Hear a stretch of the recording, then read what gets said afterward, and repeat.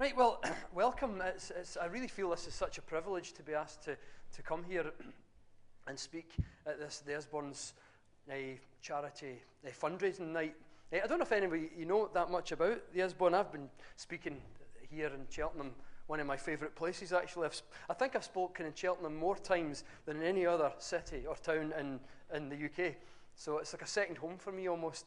But you know, Isbourne is this place that allows people to come in and get some of the questions in their lives answered through education. You know, come to courses and classes. Some people seek the meaning of life and they come in and they can start moving their direction towards that. And they do such great outreach projects like raising money to put computers into Africa and stuff like that. And I feel I'm going to be talking about kindness for the next 40 minutes or so, and it resonates really deeply with what the Isbourne is all about. It's all about kindness because they're always giving out to other people. So I really feel like I so want to tell you something extra about kindness that you might not have heard of before. Because you know, I've been researching this subject for a while now. Do you know, every time you do an act of kindness, wouldn't you agree, you feel quite good, don't you? That when you do something nice, like you actually feel quite good. Right? Now, there's two main reasons for that. One, I think it taps into something deep inside of us, something spiritual in all of us that says, yeah, this is the way, this is what it's supposed to be, this is who I am. In fact, no, this is what I am, this person who is kind. But on a chemical level, now there's always a chemical counterpart to what you think about, a chemical counterpart to even how you feel. And it seems like the chemical counterpart to being kind is a couple of little chemicals that get produced and fertilize some areas of the brain. And they're very similar to morphine and heroin. So you get like a natural high. In fact, they're actually, do you know morphine and heroin are called opiates? Well, these natural ones are called endogenous opiates. And all endogenous really means is they belong to the body. They're natural, they're from the inside.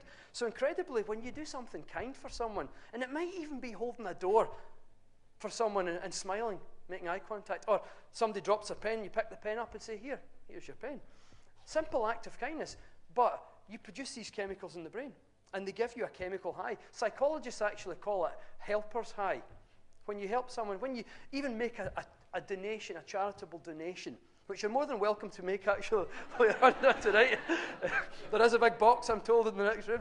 But even when you do something nice like that, and you get that warm feeling, you get it in your chest, don't you? But it also happens in the brain, and you get this chemical effect. And, you know, psychologists are actually using kindness, they call it an intervention of kindness, to actually make people who are depressed, to make them better again, or to help them in their journey out of depression. And it has its roots in the fact that these chemicals actually cause long-term gains in emotional well-being. And a simple study actually took a group of people, and for 10 weeks, they were to pick one day of the week. So let's say, for argument's sake, you chose a Friday, because this is a Friday. And on that day, you were to do 5 acts of kindness from the time you get out your bed in the morning till the time you went to bed at night. So in that whole day, you've got 5 acts to do, at least 5. So you could get up, you could, you know, make breakfast in bed for someone. And if you don't live with anyone, you can ring next door's bed. Break in even. But so you could do it. You could make a phone call to someone. You could even let someone in front of you in the road in traffic, instead of, you know, pushing in front of someone, honking your horn if they pull in front of you. Just make a nice gesture, something simple. You don't have to change anyone's life for these things. It's the cumulative effect of small things that this study was interested in. Anyway, 5 things in that day, and you do the same thing every Friday. Not the same event, you could do the same things if you want, but vary in your act of kindness. But as long as every Friday for 10 weeks you do 5 acts of kindness, you know, incredibly, at the end of the 10 weeks, compared to a control group of people who hadn't involved in any acts of kindness outside of what they would normally do, the people who did the kindness were a full 25% happier, right? Now, think about what that means. Most antidepressants don't even look to get 25% in that space of time. So that's substantial. And here's something that happens. It's a side effect of just being kind. And obviously, we don't do the acts of kindness to make ourselves feel better. The feeling better is actually a side effect, but it's a side effect you can't escape. It's just something that seems to happen. And it's because, you know, our human species is actually genetically wired to be kind. Your nervous system and your heart is actually functioning very, very optimally when you're connecting with people, making eye contact, particularly in a warm fashion through an act of kindness. In fact, the heart gets the biggest effects of kindness. I've talked about the brain at the moment, but the heart gets the biggest effects. And this is what I was really interested in when I worked in the pharmaceutical industry. Do you know, when you have an attitude of kindness towards other people, it actually helps your heart be much healthier. You know, people say, you know, live from the heart, it's good for your heart. Well, actually, we now have the medical evidence of that. And when you do the opposite, when you're like hostile and aggressive towards people, it has a negative effect on the heart. And we know this from a fantastic study, one of my favorite pieces of research ever, done at the Ohio State University. And it's called Hostile Marital Interactions and Coronary Artery Calcification. You writing this down? Hostile marital interactions and coronary artery calcification. You could probably work out what that is actually in reference to. Hostile marital interactions, being hostile with one another. I'm using that. I don't really know anything about hostility. But see, I went to university in Glasgow, so you learn the kind of body language, you know. But hostile marital interactions. Coronary artery calcification is the hardening of the coronary artery. It's when your arteries, instead of having the internal consistency of a lightly poached egg, they have the consistency of plasterboard, and they stiffen and become really, really hard. Anyway, in this study, they got 150 married couples. They put them in a room, one couple at a time. Now, it was a nice room, nice wee room, some music in the background, there's a plant, comfy settees, you know, and they're just told, for the next half hour, 30 minutes, just chat between yourselves about something to do with your marriage. Pick a topic of your marriage, your relationship. Discuss yourselves. So they could talk about how they're getting on in their marriage right now. They could even talk about when they first met. They could reminisce about old times. They could talk about the future, their plans, as long as it's got something to do with their relationship. Anyway, the camera's pointing at them for 30 minutes. And 30 minutes was wisely chosen because the psychologist at Ohio State University correctly reasoned that for the first 10 minutes, most people, knowing there's a camera there, would be on their best behavior and speak very politely to the camera. 10 to 20 minutes, and you start to see some normal behavior coming out of there. The last 10 minutes, security intervened on a number of occasions.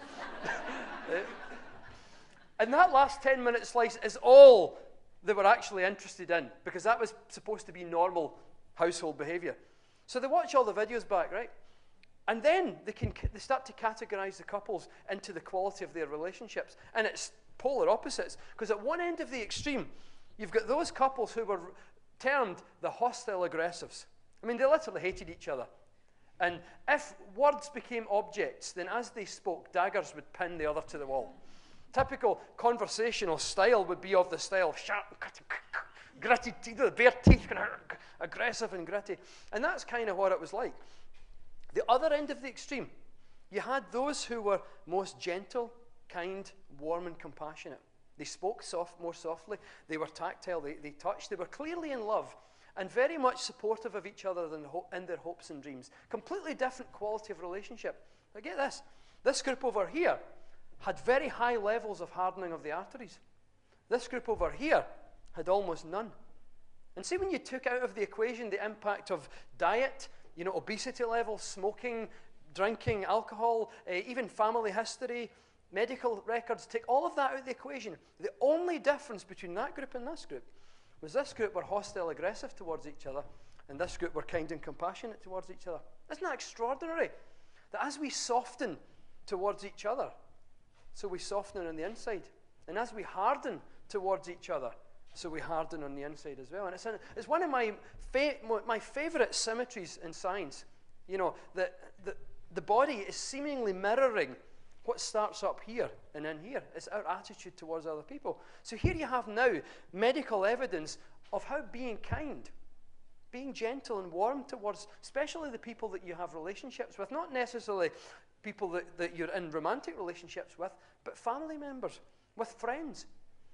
The warmth that we have in our relationships, the kindness we show in our relationships, has a direct bearing on the health of our arteries. Astonishingly. And one of the things, one of the reasons for all of that, boils down to a tiny wee hormone. And most of the women here will probably have heard of this hormone before. Oxytocin. Anyone heard of oxytocin before? Yeah, quite a few. Yeah, oxytocin is well known as, it's been called the childbirth hormone for a long time because oxytocin is involved in childbirth. There's high levels during childbirth. In fact, oxytocin is actually given to induce labour, and certainly in the States, more than 50% of women in the States get a version of oxytocin, a commercial version. But it also causes milk production. In concert with a hormone called prolactin, it allows you to breastfeed. It produces breast milk. But you absolutely need this oxytocin for it. But astonishing new discoveries actually show that oxytocin is produced anytime you make warm eye contact with someone. Right? So you smile at someone. You smile. An act of kindness. You hold a door. I've used that analogy already. You hold a door for someone and you smile. You make eye contact. There's a bit of warmth there. You do any act of kindness. You make someone breakfast in bed. You pay someone a compliment. Right? You let someone put their trolley in the supermarket ahead of yours, and you smile, and you make eye contact. Inside you're seething because you're missing home and away. But on the surface, you make warm eye contact, right? But when you do all of these things, you're producing, it's like you turn a tap on, and that tap is allowing oxytocin to flow through your arteries. But astonishing new discoveries show that oxytocin actually protects you from heart disease. And not just a wee bit, but a massive amount. And research first started looking at this because it turns out that research had just a few years ago shown that oxytocin reduces our blood pressure. The way that it works, you make eye contact with someone through an act of kindness, and the wee tap drips on, and oxytocin starts leaking. It gets squirted out the tap in your heart muscle and also in your brain. And it starts to tumble through your blood vessels, through your veins, arteries, and capillaries, and it's tumbling through. You produce more and more. The more kind you're being, the more compassionate you're being, the more gentleness you're showing, the more the tap keeps turning on. And oxytocin is tumbling through your arteries. But it doesn't really go very far in the arteries because it gets attracted to, it has a very high affinity to the little cells that line your arteries. Right, say if you go into your bathroom, you know many bathrooms have tiles on them. Right, the interior of your blood vessels have tiles as well, but they're not obviously hard tiles. They have the consistency of a lightly poached egg. Right, and that's why your veins and your arteries and your capillaries are all floppy and all that. But for argument's sake, they're like tile. They're wee square-shaped kind of tile things, but really, really soft. Oxytocin comes along and it sticks to them. It has a very high affinity for them.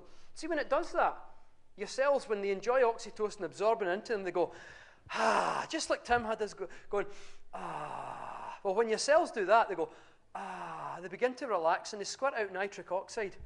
Right? Now, that's not nitrous oxide, which is laughing gas, but nitric oxide. So the oxytocin comes along, you produce it through eye contact, through being kind to someone, tumbling through, absorbs into your arteries, and your arteries go, ah, and out comes psh, nitric oxide. What nitric oxide does is it makes your arteries go pff, and they dilate. Right? So your arteries expand. The moment that happens, your blood pressure drops because your heart does not have to work hard anymore to pump the blood through because your arteries are wider. And for that reason, oxytocin is called a cardioprotective hormone, meaning it protects your cardiovascular system. And you produce it just by being kind. Isn't that extraordinary? Right? But some research has taken that even further because in about 2 years ago, the first piece of research came out looking at actually what is the genesis of heart disease, what actually causes heart disease. You know, we think it's too much drinking, too much smoking, too much stress. We know that aggression and hostility actually is one of the fastest ways. If your goal for 2011 was to catch heart disease, then the quickest way you could do it, faster than, you know, drinking too much, smoking too much, would actually to hate people. It'd be to be hostile and aggressive towards each other. It's very, very quick for generating hardening of the arteries. So scientists were, but not that that would be your goal, right? But had it been, though. But anyway, scientists were studying this, saying what is it actually causes this? And they realized no matter what, whether it's stress or hostility or drinking or smoking, what all of these things do is they produce two things in your arteries: free radicals and inflammation. Right? Free radicals cause aging, so does inflammation. Inflammation is that we think if you cut yourself, it gets inflamed, and that's inflammation. It's part of the healing process. In fact, it's part of the immune response. It allows the blood and oxygen to be drawn to that site to facilitate healing. But inflammation happens on the inside of your body, and you just can't see it. And it's a side effect of typical Western lifestyle, actually. But scientists they took the cells that line our arteries, scraped them off, right, put them in a test tube, and they were trying to work out to prove that it's free radicals and inflammation that cause heart disease, right? So they took the cells out, put them in a test tube, and put them under stress. And that stress was to simulate the stress in our lives. You know, when we get under too much mental and emotional stress on a long period of time, when we're being hostile, aggressive towards people, for example, or even drinking too much, too often, that kind of thing. And immediately in the cells, they found free radicals and inflammation. Right? Then they did the experiment again. This time, same cells, a couple of drops of oxytocin. Right? Oxytocin that you produce through kindness, through smiling, eye contact, gentleness and warmth towards people. About the same levels. A couple of drops into the test tubes. This time, put them under stress again. Free radical levels were 48% lower. Inflammation was 57% lower. Isn't that extraordinary? The degree of effect of that is actually stronger than the effect of a vegetarian diet. The effect size is stronger than eating broccoli and salads and all that stuff. Right? I'm not meaning just go out and be kind to people and then every night have 2 steaks and wash it down with a bucket of ice cream. But I'm just saying the effect size of being kind on your heart, your cardiovascular system is very, very high indeed. And it explains something that was unexplainable until just a few years ago. Anyone heard of the Rosetto effect? No? Oh, good, I can tell you. Right. Rosetto is a small town on the east coast of the United States, and there was a census during the 1960s. And during that census, you know what they found? In that town of Rosetto, different from every other town in America, not one single individual under the age of 50 in the entire history of the town had ever died of heart disease. Isn't that incredible? Not one single person in the entire history of the town, according to medical records, under the age of 50 had ever died of heart disease. Now, scientists around the world descended on this town, and they're sampling the water. You know, they're checking the air quality. They're saying, what is it about this town that it's like an immunity towards heart disease? And they immediately thought, I know what it is. They couldn't find anything in the water. There was nothing in the atmosphere. They thought at first, they realized that the residents of Rosetto were Italian immigrants. And they thought, I'll bet they've all came from Italy. They've brought the Mediterranean diet with them. Of course, they'll be eating lots of vegetables and fish and salads and tomatoes and olive oil and stuff. When they actually got round to interviewing, they realized that they had nothing like that at all. In fact, their diet was actually, on the whole, slightly worse than the rest of America. In fact, you know the sale of laxatives in Rosetto was actually a peak compared to the rest of the country. Because you know what one of the staples were? Fried chicken, but fried in lard. Right? That was one of the things that everyone in Rosetto loved. Right? Fried in lard. Right? And they would rip the tops off their cigarette butts and smoke them with no filters and all that. There's a lot of that. But yet no one was dying of heart disease. And you thought, what on earth is going on? What on earth is going on? Do you know what they finally, the answer to this problem was? What protected them from heart disease was each other. Because one thing that was very unique to Rosetto is everyone knew everyone else. It was a small town. You know what they say about small towns? Everyone is kind of interconnected. You know, I grew up in a small village called Banknock in central Scotland. And one thing I learned about a small village, if ever in life you don't know where you're going, there's always someone else that does. It's not necessarily a good thing. But in Rosetto, everyone knew everyone else. I mean, they really did. If you had to ask the average person, how many friends do you have? I mean, real friends, people, you could include family members in this, people who you would share emotional troubles with, who you would sit with and share your stuff, your troubles with. Most people average 2 to 6. Some people more, some people less. But on average, a national average in most countries would be somewhere between 2 and 6. In Rosetto, it was about twice that. Right? Everyone was more interconnected. There was a rich tapestry of friendship. And what comes with a rich tapestry of friendship is kindness, caring, and compassion. Right? Everyone knew everyone. Everyone was bonding with each other in a warm, friendly manner. And it turns out, it's been conclusively shown from a number of studies now, that what protected the residents of Rosetto from heart disease was that connecting and bonding with each other. And why is that? Because when they do that, they produce oxytocin. And oxytocin reduces free radicals and inflammation, the two things that actually cause the heart disease. Isn't that extraordinary? So every time you just even smile at someone, you produce oxytocin. One of the fastest ways, actually, to produce oxytocin is to give someone a hug. One of the fastest ways. And, I coined a new phrase after this. A hug a day keeps the cardiologist away. Made that up, so I did. You heard it here first. You can quote me on that. But actually, scientists did a study. 59 married women, were asked to keep a diary over 4 weeks of how many hugs they experienced. So if they gave 3 hugs, then that was 3. If they were on the receiving end of another 4, then that's 7 for the day. Keep a diary over a period of time, how many hugs. At the end of that time, those who had experienced the most hugs had by far the highest levels of oxytocin. By far the highest levels of oxytocin. Those who had experienced the least amount of hugs had by far the least amount of oxytocin. And it was a straight line. More hugs directly translated to higher oxytocin levels. And that's why a hug a day keeps the cardiologist away. Because when you hug someone, you produce oxytocin, and it counteracts the 2 chemicals that actually cause heart disease. Extraordinary, isn't it? That's how it works. You give someone a hug, you smile, you make it genuine. Wee drips of oxytocin start going into your blood vessels, and your risk of heart disease begins to drop. The more hugs you give, theoretically, the better, the healthier your heart becomes. So let's just get us started. Why don't you turn around right now and give someone a hug? Go for it. Hug fest.